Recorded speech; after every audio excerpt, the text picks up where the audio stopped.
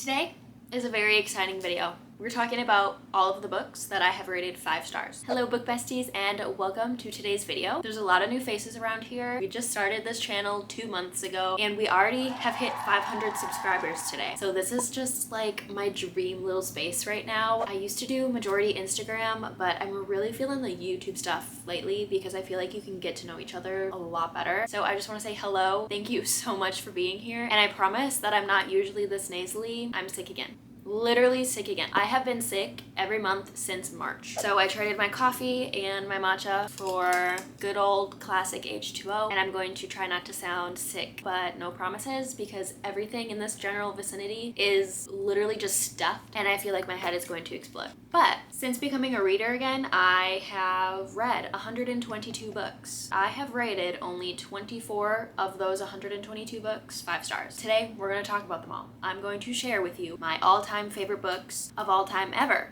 So let's just get into it. Now I have broken up these 5 stars into categories. I am going to be filming a video where I go through and tier rank every single book I've ever read. So there will be some more of those 4.5, 4.75 star books in that video, but these specifically I'm just going to be talking about have the 5-star rating. Some of these books I have read 2 years ago at the very start of my reading journey, but at the time I gave them 5 stars. And so I am going to mention them in today's video, even though, you know, if I read them today, I don't know if they would be 5 stars, but at the time they earned the title, so I'm still going to include those. Let's just start with all of those books in that category that I had rated 5 stars, but don't quite know if they still would be if I reread them now. The Inheritance Games series. I was gonna say trilogy, but she has added more books, and there's actually, I think, a new book in that series coming out maybe in July, and then another one in like October or something. The first and the second book in the Inheritance Games series. And this just keeps the perfect 5-star rating because this is the book that got me into reading 2 years ago. Exactly. Actually, in July of 22, I started reading because I was put on bed rest with high-risk pregnancy. So it's been like a 2-year reading anniversary. Would you look at that? And such a perfect time to also hit the milestone of 500 subscribers on here.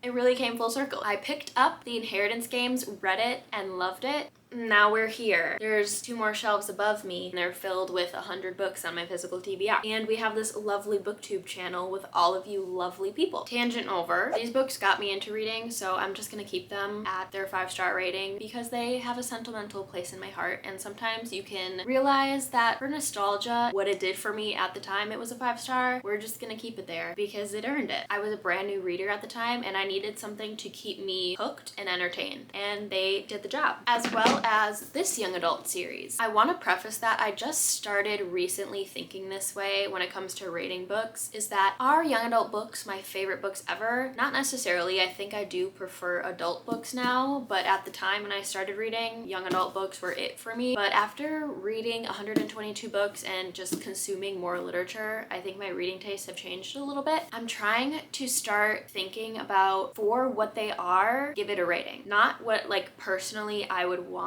but for what it is, because I don't want to rate a young adult book low because it's a young adult book and I would prefer it to be adult. Like, it is young adult. So what am I going to rate it for what it is? Like this book, the second book in the A Good Girl's Guide to Murder trilogy, for what it is, I don't think this could be better. I really enjoyed this. This is actually coming out as a show. I have no idea when, but very soon. I am excited to watch it because I feel like they did a really good job casting. This series follows Pip, and she has these suspicions that this murder case that was closed is wrong, and she follows her hunch for a senior project, and she gets herself in a lot of trouble. That's the first book. Second book, she decides to make a podcast talking about her experience because obviously it has gained a lot of news presence. So she decides to make a podcast and talk about it and other cold cases or cases that people feel were not closed correctly. She runs into some people who are not happy about the podcast and everything that it entails. This one was a lot more gory than the first one, and the third one is even more gory. It is still young adult, so it's not too bad, but this was just such a fun time. Holly Jackson's writing is so easy to binge and consume, and if you're looking for a book to get you out of a book slump and you like thrillers,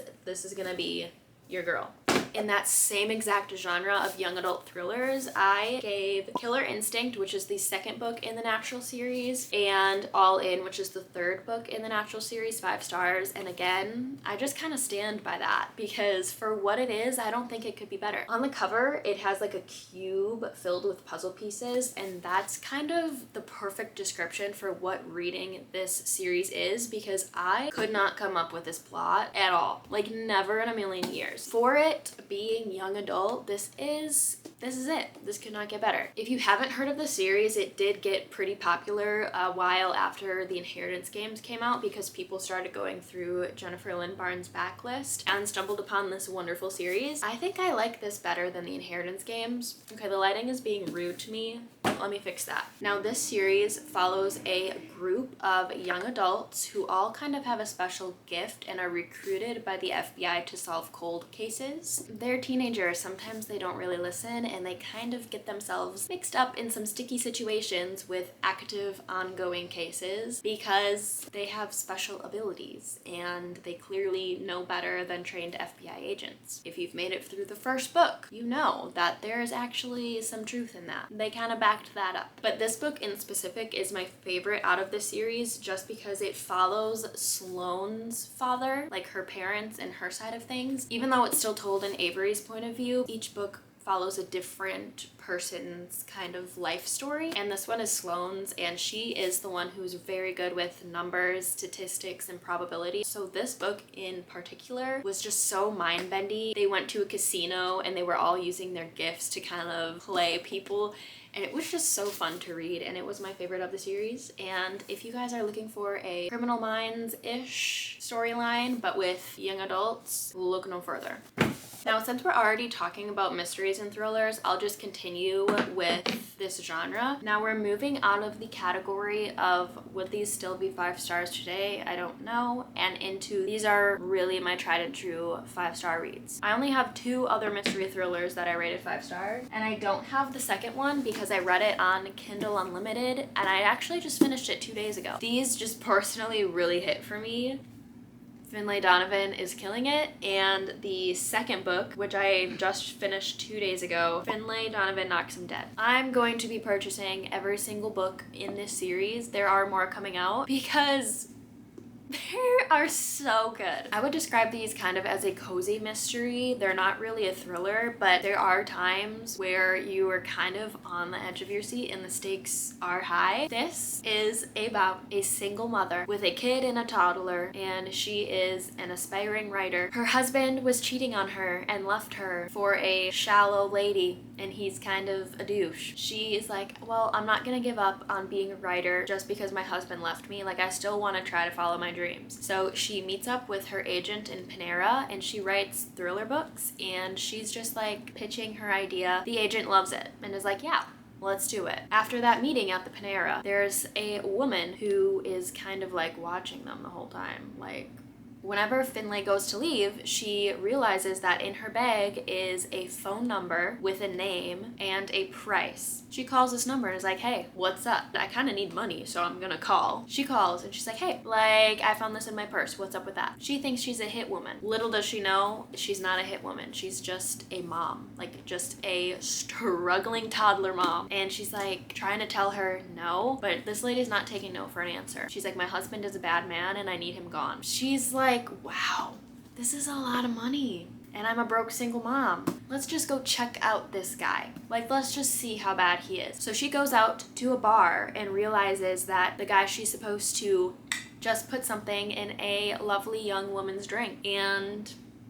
she accidentally becomes a hit woman, and it is hilarious. I laughed out loud so many times reading this series, and I think that it just hits so hard because I can totally relate to the motherhood aspect of, we have a baby, we have a messy car with Cheerios and kids wiping stuff in their hair, and like life is a mess, and we just got roped into a whole lot more. Like, it's just so funny, but it also has a really good thrilling aspect. There are some plot twists in here, like how this book ends. You're going to want to read the second book.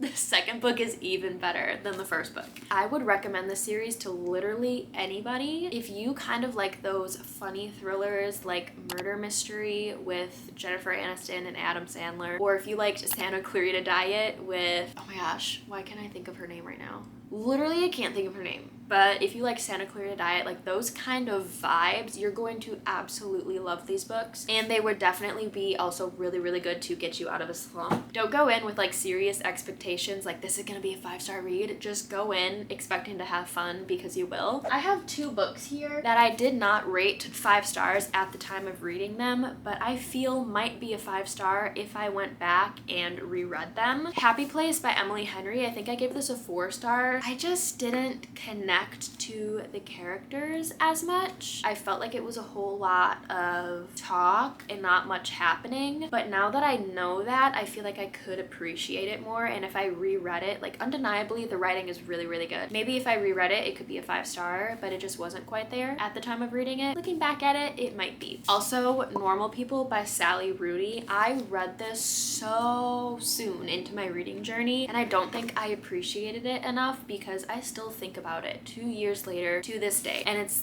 this short, and I read it in 2 days, and I still think about it. So I feel like looking back on it, it would be a 5-star, but at the time I rated it a 3.5 because I really didn't know how to feel about it. This is the first time that I had read a book that gave me conflicting feelings. So I put it right in the middle of a 3.5.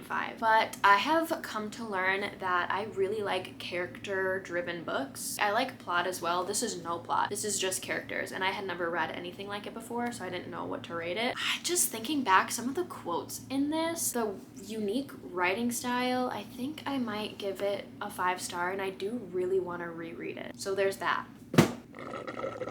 Moving on to the romance category. Number 1, my favorite romance book of all time, The Romcommers by Catherine Center. I got this as an ARC, and it comes out on my birthday, June 11th. It is so good. It is so good. It is the epitome of romance. It is closed door. There's no spice at all. It's just good old romance. It is a holiday romance, and it is called Holiday Romance by Catherine Walsh. Now, this is one of those, like, we only see each other once a year kind of tropes. So these 2 people, I think, are both from, is it Ireland? I don't exactly know where they're going back home from, but they end up being on the same plane every single time, and I think it takes place over a decade, and they don't have a very good first meet. But by the end of the book, it's a romance book, so I'm sure you can tell what happens. I just adored her writing, and I was going into this just looking for a fun, old, Christmassy romance, and it actually exceeded my expectations. It was really, really good, and I really want to get through Catherine Walsh's backlist because I really liked her writing. Moving on, we have When in Rome by Sarah Adams. This is just one of those wholesome romances. There's no spice. He is a baker in a small town, and she is a famous singer. She's trying to escape her life and ends up breaking down in this small town, and she discovers that maybe that's what she's been missing in her life, and this is just so wholesome. The found family in this is great. I love reading about like the connection and how they go from strangers to falling in love. Like, I'm just a hopeless romantic, guys. I'm sorry. I'm not sorry. And this is just one of those wholesome books. Like, if you want to read a book that feels like a nice big happy hug, Practice Makes Perfect is the second book in that world. You can, I guess, read them out of order, but they heavily have characters from the first book in the second book, so I would read When in Rome first. But I also really, really, really loved Practice Makes Perfect, but I feel like it was just a tiny bit dragged out, so I give that one 4.5 stars, but it's close enough. I don't hear a single person on the internet talking about this book. A Novel Proposal by Denise Hunter.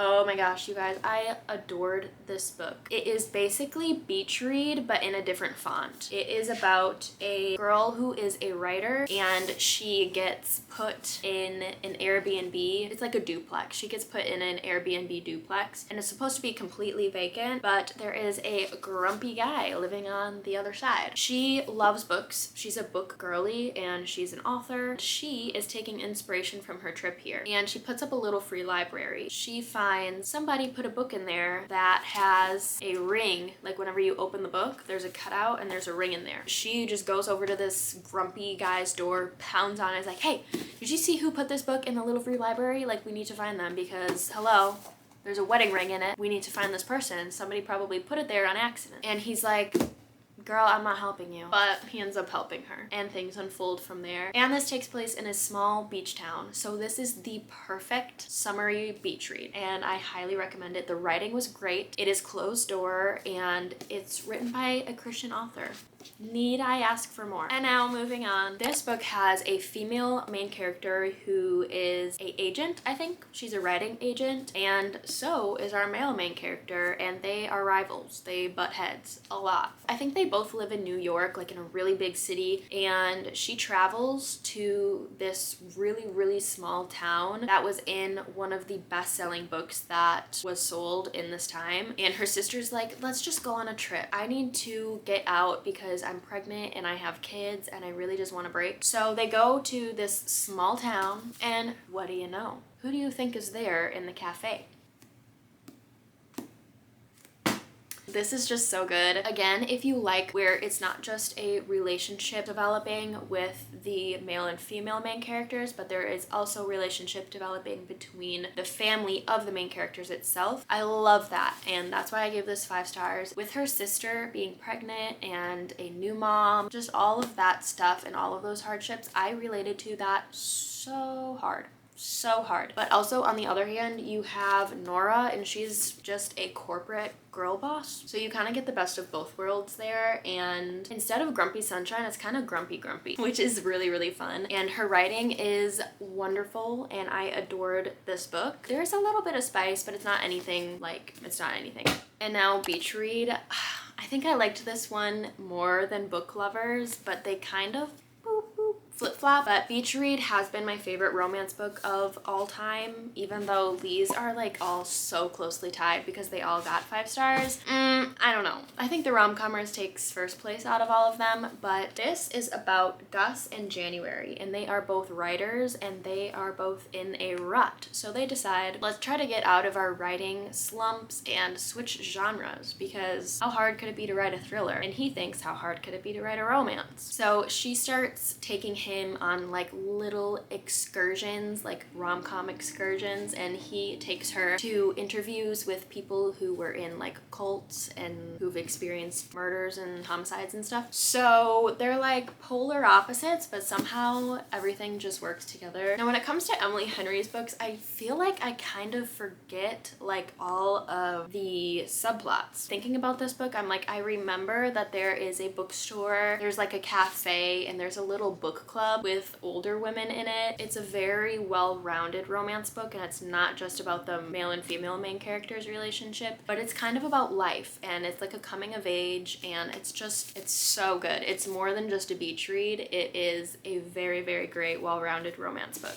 But that's all for the romances. We only have 2 general fiction books that I have rated 5 stars. As you can see, this entire row is all just general literary fiction. Yeah, we gotta get to that. I really do love this genre, but I just don't read as much of it. For some reason, I'm not sure why. Daisy Jones and the Six by Taylor Jenkins Reid. Now, this book is a very unique reading experience because it's written in the form of an interview. I hope there's not any spoilers on this page. As you can see, it just says, well, can you see if it'll freaking focus? It's written in like the form of an interview where it has the person's name and then what they say. There is a plot twist with that at the end that I wasn't expecting, which was really great. But this is about, I think, does it take place in the 60s? The 60s into the 70s is when this takes place, and there is a phenomenal Amazon Prime TV show. There are 2 things that they did switch that bothered me a little bit, but this is perhaps the best like book to TV adaptation I have seen. The casting was spectacular. The singing, it's not like a musical or anything, but it is a book about a band and how they came to be and how they came to fall out. I honestly don't know how to describe this book because it's one of those books that you really have to read to be like, oh, I get it, because so much happens in here that you just can't explain. Oh my gosh, if you guys have not read this book, don't sleep on it. It's one of those original Book Talk books, but that is actually 100% worth the hype. And now moving on, I'm gonna be talking about my favorite book. This is not general fiction, this is historical fiction. The Nightingale by Kristen Hanna. This is, out of the 122 books that I have read thus far, my favorite book of all time. Her writing is good, but her storytelling is what really did it for me. This follows two women in World War II, and they're completely polar opposite experiences. And I had just, I guess, never thought of the war in this point of view of the women who were left behind and then left alone with all of the Nazis. It made me so sad, and it made me so, like, I was reflecting on my entire life after reading this book. It was phenomenal. It was phenomenal. And I had put it off for so long. I had this on my TBR for I think a year, and I had not touched it because I was scared to read a historical fiction. I thought I wasn't going to be able to understand it, and I thought it was going to be boring. It was neither of those things. Her writing makes it so easy to read. Kind of feels like you're reading like a thriller almost, like where you're on the edge of your seat because really high stakes things are happening. Like, these women can die at any moment for taking the wrong step. Vianne, I don't really know how to say her name, but she is a mother. Her sister, Isabel, she is kind of the castaway. They had a really, really hard childhood and they kind of got separated. That is like a theme all throughout this book. I don't really want to tell you guys anything because I went in blind, and I think that is just the best way. But this is just a beautiful, beautiful, beautiful story, and if you think you're not gonna like it or it's going to be boring, it's not going to be boring, and this book will force you to like it. This is just one of those books that there's no denying it. If you read it, it's gonna be a 5-star. And if I had to force you to read one book from this entire video, it would definitely be this one. I did not do a good job at all of describing it, but you can see it's a chunker book. It's a book about survival, it's a book about love, it's a book about war, it's about how war changes you as a person even though you think it wouldn't. It is just so deep and so, so, so wonderful. And if you've also been putting it off, please don't. And if you just haven't been interested in reading it, please do.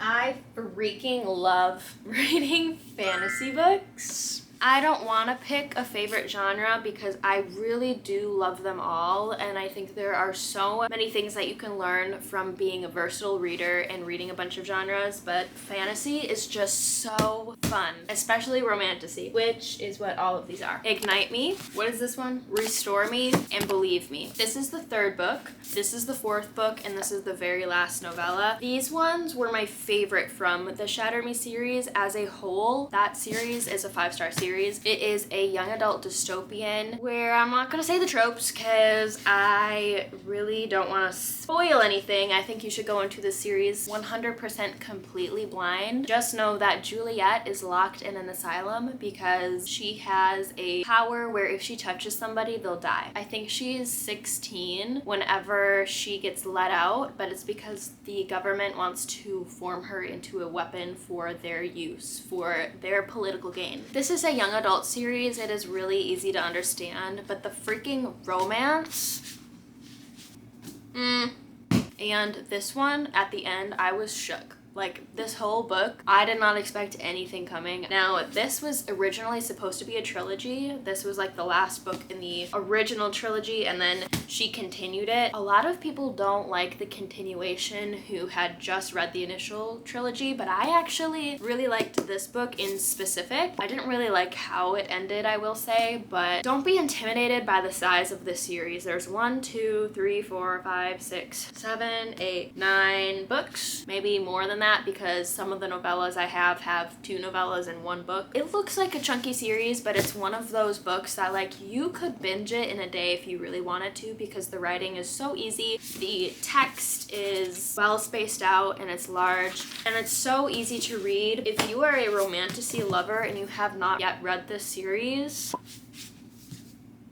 next we have The Queen of Nothing by Holly Black. This is the third and final book in the Cruel Prince trilogy. I gave The Cruel Prince and The Wicked King both 3.75. I did really enjoy them. They were just a little bit boring for me at the time because that was the first fantasy book, The Cruel Prince, that I ever read. So I really didn't know what to expect, and it's heavy on the politics with a dash of romantasy. I was interested in the politics. I thought the world itself was my favorite part. It's such a dream dreamy, cozy fairy world. So it takes place with Jude and her sister Taryn. We have like the mortal land, and then way up yonder in the sky or wherever it is the fairy realm. The world is so cozy and I love it so much. This book has the most romance of the entire trilogy, which is probably why it's my favorite. But at the end, I was literally crying. I was like, no. If you are an enemies to lovers lover, this is your series. But also if you like political fantasy books, like you're not reading it necessarily for the romance, you enjoy the world and like scheming and politics, but you also want a dash of romance, this is gonna be perfect for you. And this is also young adult and there's no spice. And the conclusion of the trilogy I thought was perfection. So I gave it the stamp of 5-star perfection. But these two books, I think I actually initially gave this one a 4.25, but I changed it to a 5-star just because I think about the characters in this series at least once a week. And I read this exactly a year ago and I think about it that much. So I changed them all to be a 5-star except for the first book and the little novella Christmassy book. These are 5 stars. I had this spoiled for me, so initially I didn't want to rate it 5 stars because I knew everything that happened. If you're on Book Talk or Bookstagram, chances are you have seen spoilers for this series, but I personally am not going to spoil anything for you. This world is so magical. Like the Cruel Prince world, if you think of fairy core, that's gonna be the world. This is like fae. We have some strong men in here and there's politics, there's lords, there's so much stuff. I don't really want to talk a whole lot about this because you guys probably know everything there is to know about this series already, but if you don't, please just pick it up and go in blind. These books are like the epitome of romantasy, but this book was my favorite out of the series. It kind of had the romance on the back burner for a little bit and it had the action and the politics and the scheming at the forefront, which is why this one in specific was my favorite out of the series. But it's just a 5-star series as a whole. And last but not least, The Invisible Life of Addie LaRue. Now, I will say, if slow books bother you, you're probably not going to like it. But if you have time to sip it and be patient with it, the writing is really beautiful. And it is about a young girl named Addie, and she is about to be married off to a man she does not want to marry. So she runs into the woods and she ends up praying to one of the false gods after dark. She just wants to be free. So she's like, I'll do whatever. I'll give you my soul if I can be free and not have to marry this man. The little twist is like, oh, you want to be free? Okay, I will make you virtually immortal until you decide that you don't want to be on this earth anymore. I will have your soul, but you will be completely forgettable. The moment she steps out of somebody's line of vision, she is forgotten. And that's truly being free. At first, it's really hard for Addie, but then she goes on to kind of spite this god for spiting her, and it is just a really wonderful story, and it really does make you think how big of an importance just like the little things we have are. Like, I'm able to sit here and film this video and I don't know how many people are going to see it, but at least people are going to see it. And I have a name, my name is Carly, and people are able to hear my name. Now Addie, she can't do anything to leave a mark at all. She cannot draw, she cannot write her name, she cannot say her name. And so you really start to think like, wow, we have so many just small things that we really take advantage of in this life. And there is a romance like near the end here, so I had a really hard time getting through all of this part, but this part I flew through and I cried. It was wonderful. And there's also no spice in this. So let me show you my floor right now. So there you have all of the books that I have read that I've given 5 stars. Please also let me know in the comments what your 5-star reads are, because I want to add them to my TBR shelf. And hopefully I was able to add a couple of books to your TBR as well. If you end up reading any of these, let me know what you think. I'm not gonna get offended if you don't like these books. Reading is such an individual experience and everybody has different opinions when it comes to any of these books. I won't throw hands with anybody if they don't love the books that I love, like some crazy people on the internet do. But thank you guys so much for watching today's video. I am I'm so thankful for each and every one of you. If you haven't yet clicked the subscribe button, go ahead and do that now, and also click the notification bell to be notified of when I post my next video, because I don't have any sort of schedule. I am a stay-at-home mom and I have 3 toddlers, and schedules are not something that I have. But I do have a lot of fun videos planned, with it being my birthday month. Yeah, I have 100 physical books on my TBR, but on my birthday, am I gonna go book shopping? The answer is yes, and we're gonna have a lot of bookstore vlogs and hauls and a lot of just fun, summery, beachy, ready things. So definitely join our little bookish community over here, and comment down below if you guys have any other video ideas, because I kind of want to start doing like day in the life vlogs as well, showing you guys more than just my books. But thank you guys so much for being here, and I hope that you all have a very blessed day, and I will see you guys in my next video. Bye! Before I end this video, I want to say that I am currently halfway through Funny Story, and it's probably going to be a 5-star read as well.